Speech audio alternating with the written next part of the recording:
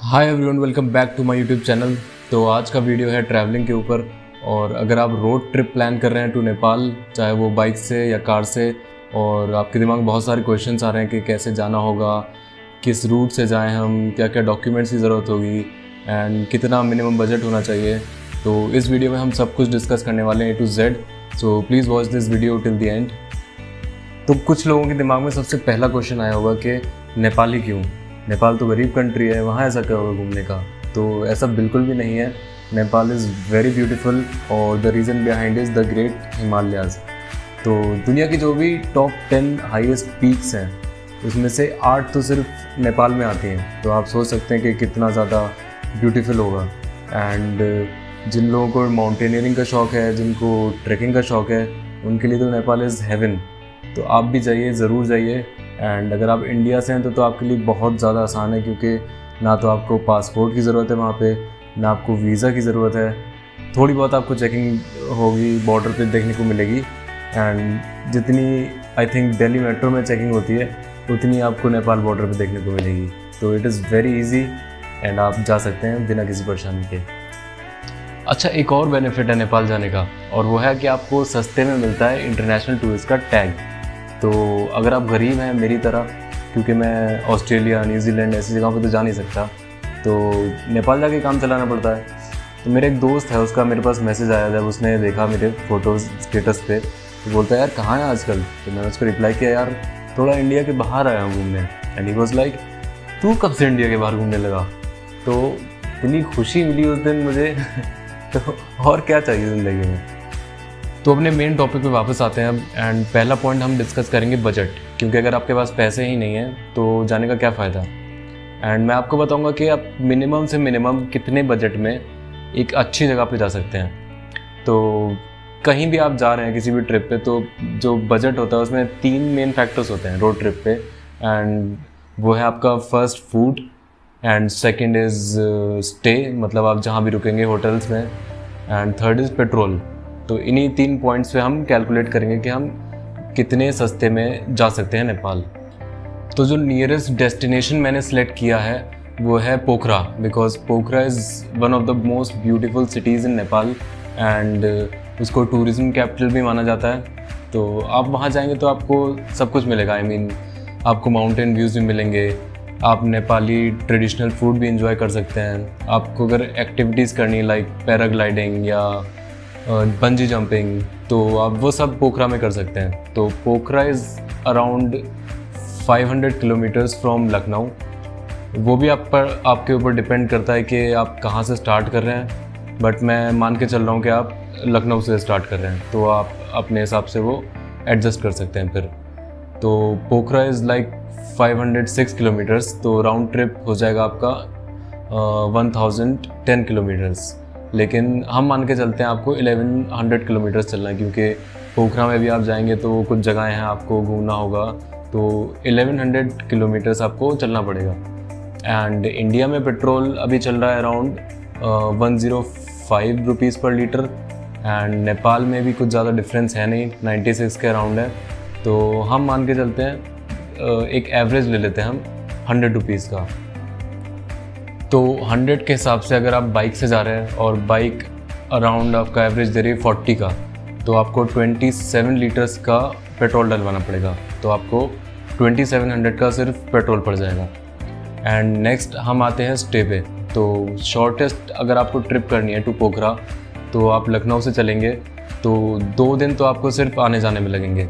And 2 दिन आप वहाँ स्टे करोगे कम से कम, क्योंकि घूमने की जगह बहुत है वहाँ पे। तो आपका स्टे का एटलीस्ट 3 दिन का होटल आपको लेना पड़ेगा।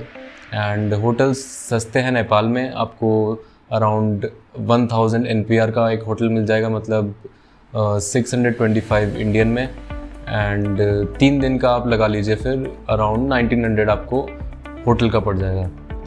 तो अब हम आते हैं फूड पे। और फूड नेपाल में कंपेयर टू इंडिया काफ़ी एक्सपेंसिव है।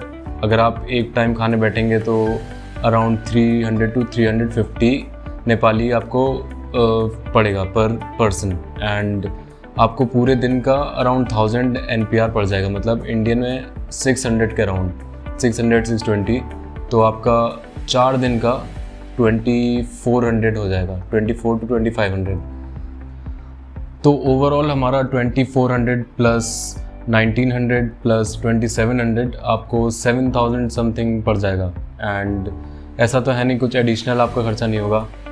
मैं मान के चल रहा हूँ आप 1000 रुपीज़ तो एडिशनल खर्चा करोगे, तो 8000 आप पकड़ लो कि आपको मिनिमम चाहिए फ्रॉम इंडिया टू पोखरा जाने के लिए।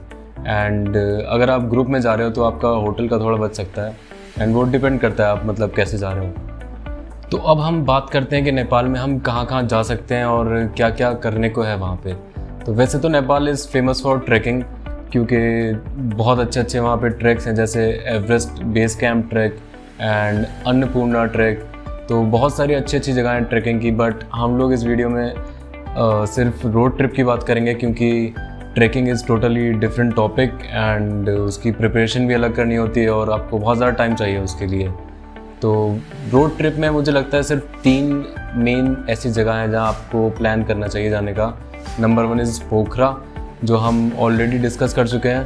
एंड पोखरा में बहुत अच्छी एक्टिविटीज़ आप कर सकते हैं, जैसे वहाँ पे वर्ल्ड 2nd हाईएस्ट बंजी है, तो गो फॉर इट। एंड अगर आप फैमिली के साथ जा रहे हैं तो भी आपको पोखरा जाना चाहिए, क्योंकि पोखरा जाना बहुत आसान है, आपको रोड अच्छी मिलेगी एंड आपको सब कुछ वहाँ पे मिल जाएगा एंजॉय करने के लिए।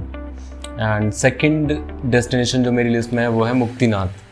मुक्तिनाथ बिल्कुल टॉप पे लोकेटेड है नेपाल के, तो बहुत ही ज़्यादा ठंड रहती है वहाँ पे। विंटर्स में आपका अगर जाएँ तो प्रॉपर वूलन क्लोथ्स लेके जाएँ, क्योंकि टेम्परेचर इज़ अराउंड -20 -25। एंड अगर आप रोड ट्रिप प्लान कर रहे हैं तो मेक श्योर कि आपके पास अच्छी बाइक है, या आपका अगर 4 व्हीलर है तो 4x4 होना मस्ट है, क्योंकि रोड बिल्कुल ख़राब है, pure of road like for 100 kilometres. तो फैमिली के साथ तो आप बिल्कुल प्लान नहीं करें मुक्तिनाथ, तो अच्छा है, बट बहुत ही खूबसूरत जगह है। आई वुड रिकमेंड कि अगर आप जा रहे हैं 1 हफ्ते के लिए एटलीस्ट, तो आपकी चेकलिस्ट में होना ज़रूरी है। एंड मुक्तिनाथ में आपको मिलेगा Muktinath temple, which is also known as Muktinath यात्रा पे लोग जाते हैं वहाँ पे। बहुत ही ज़्यादा सीक्रेट प्लेस है एंड बहुत अच्छे व्यूज़ हैं, कमाल के व्यूज़ हैं। तो जिन लोगों को लेह लद्दाख जैसी जगहें पसंद है या बहुत दूर जाने का शौक़ है आपको, तो Muktinath should be on your checklist, but make sure कि आपके पास एटलीस्ट 10 दिन का टाइम है, तभी आप मुक्तिनाथ एंड पोखरा कवर कर पाएंगे। So third destination on my list is Kathmandu. Kathmandu capital है, तो लोग सोच रहे होंगे कि यार इसको मैंने छोड़ कैसे दिया। काठमांडू इज़ ऑल्सो गुड अगर आपको शॉपिंग करनी है, फैमिली के साथ आपको जाना है, या आपको सिटी लाइफ एंजॉय करनी है, तो go for Kathmandu. But Kathmandu के साथ एक प्रॉब्लम है, अगर आप पोखरा जा रहे हैं एंड देन आप मुक्तिनाथ जाते हैं, तो काठमांडू जाने के लिए आपको वापस फिर पोखरा आना पड़ेगा, देन काठमांडू जाना पड़ेगा, because the route is totally different. तो अगर आपके पास एटलीस्ट 10 से 11 दिन का टाइम है तभी आप काठमांडू जाएँ, वरना I guess Pokhara and Muktinath should be enough. तो अब बात करते हैं हम ट्रिप एसेंशियल्स एंड प्लानिंग की, क्योंकि इंटरनेशनल ट्रिप है तो ऐसा तो होगा नहीं कि आप सुबह उठेंगे, मुंह धोएंगे, बोलेंगे चलो आज नेपाल चलते हैं। उसके लिए प्रॉपर प्लानिंग होना बहुत ज़रूरी है। मेक श्योर कि आपकी बाइक या आपकी car is in very good condition and well serviced है, क्योंकि अगर वहाँ कुछ प्रॉब्लम होती है तो पार्ट्स वगैरह वहाँ पे बहुत महंगे हैं, क्योंकि सब इंडिया से जाता है एंड वहाँ पे इम्पोर्ट ड्यूटी भी लग जाती है फिर। तो मेक श्योर कि आपकी bike is in very good condition, और आपके जितने भी डॉक्यूमेंट्स हैं वो कंप्लीट होना चाहिए, और सारे आपको ओरिजिनल डॉक्यूमेंट्स लेके जाना है, क्योंकि आप जब बॉर्डर एंटर करेंगे तो वहाँ पे Indian licence and RC valid नहीं होता है, तो उसके लिए आपको बनवाना पड़ेगा भंसार। तो वो आपको वहाँ पे इन्फॉर्मेशन मिल जाएगी कि बॉर्डर पे कहाँ बनता है। तो भंसार बनवाने के लिए आपको ओरिजिनल डॉक्यूमेंट्स की ज़रूरत पड़ेगी, आपकी ओरिजिनल आईडीज़ की ज़रूरत पड़ेगी। तो मेक श्योर अपनी वोटर आईडी, आधार कार्ड, जितनी भी आपके पास आईडीज़ हैं सारी ओरिजिनल भी लेके जाएं एंड फ़ोटोकॉपीज़ भी लेके जाएं। और हाँ, आप बाइक की टूल किट ज़रूर साथ में लेके चलें, क्योंकि वहाँ पे कुछ भी अगर हो आपके साथ तो आप खुद से ऑपरेट कर पाएँ, चाहे वो एडिशनल क्लच वायर हो या पंचर किट हो, ये सब आप ज़रूर साथ में रखें। एंड बाइक भी आपको अच्छी ले जानी है, ये नहीं कि स्प्लेंडर उठा के आप चल दिए नेपाल। आप एटलीस्ट 150 सीसी की बाइक ले जाएं नेपाल, आई वुड रिकमेंड। और अगर आप मुक्तिनाथ जाने का भी प्लान कर रहे हैं तो आपको 2 परमिट की भी ज़रूरत पड़ेगी, जिसमें फर्स्ट है ए कैप एंड सेकेंड है टिम्स। बिना इन परमिट के आप नहीं जा सकते मुक्तिनाथ, क्योंकि मुक्तिनाथ जो है वो अन्नपूर्णा कंजर्वेशन एरिया के अंडर आता है, तो उसके लिए आपको परमिट लेना पड़ेगा। एंड दोनों परमिट आपको अराउंड 1600 NPR के पड़ेंगे, मतलब 1000 इंडियन। एंड इतना कुछ मुश्किल है नहीं। आप जैसे ही पोखरा पहुंचते हैं तो पोखरा पे आप सर्च कर लीजिए कि एपेक ऑफिस कहाँ पे है। तो एपेक ऑफिस में आप जाएंगे तो आपकी IDs लगेगी एंड आपके फ़ोटोग्राफ्स लगेंगे, देन आपको इजीली मिल जाएगा वहाँ पे परमिट। और जब आप मुक्तिनाथ जाएं तो आप मेक श्योर कि आप sunglasses, sunscreen and woollen cloth ज़रूर लेके जाएं, क्योंकि ऑल ईयर अराउंड ठंड रहती है वहाँ पे।